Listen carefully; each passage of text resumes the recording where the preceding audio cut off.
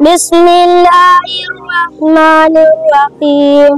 Qul huwallahu ahad, Allahus samad, lam yalid wa lam yulad wa lam yakul lahu kufuwan ahad. Bismillah. Vuteni kabisa kule kwenu. Panda hapo juu. Takbir!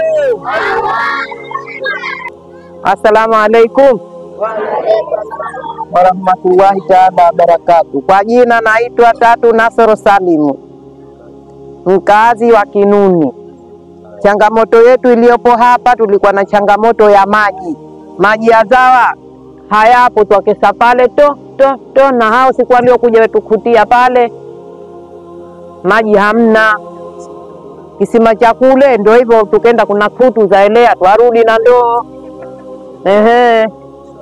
Hakuna, na wengine kwenda mpanda milima wakishuka ni wabovu wa miguu hawafiki.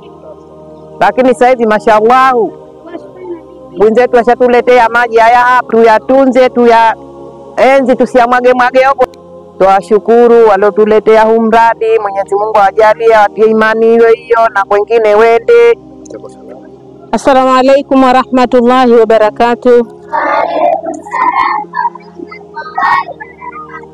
Jina langu naitwa Fatma Nasor Amur, ni mkaazi wa Makondeko, ni mwalimu wa madrasa. Changamoto ya maji kwa kweli ipo, tulikuwa tunayapata hapa kwa Bitatu hapa, lakini kwa kukesha. Kwa hiyo tunashukuru sana, tunamshukuru Mwenyezi Mungu na tunashukuru hii kampuni vile vile kuja hapa. Maji alhamdulillah ndo haya hapa yanaonekana haya. Kwa hiyo asanteni sana, karibuni tena, tupo pamoja na nyie. Asanteni sana, shukran, jazakallahu alkhair. Assalamu alaikum wa rahmatullahi taala wa barakatuh.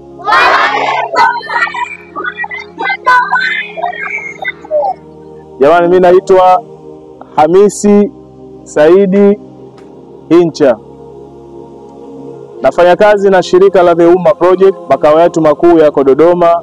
Basi ndugu zangu, mimi nisiwe mzungumzaji sana, la kwangu ni kutoeni shukurani kwa kutupokea na tumefanya mradi wetu vizuri.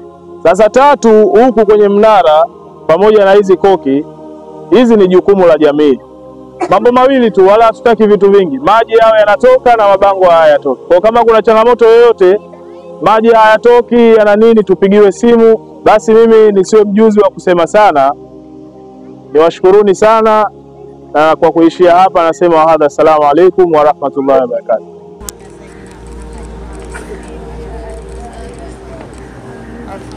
Haya Sheikh,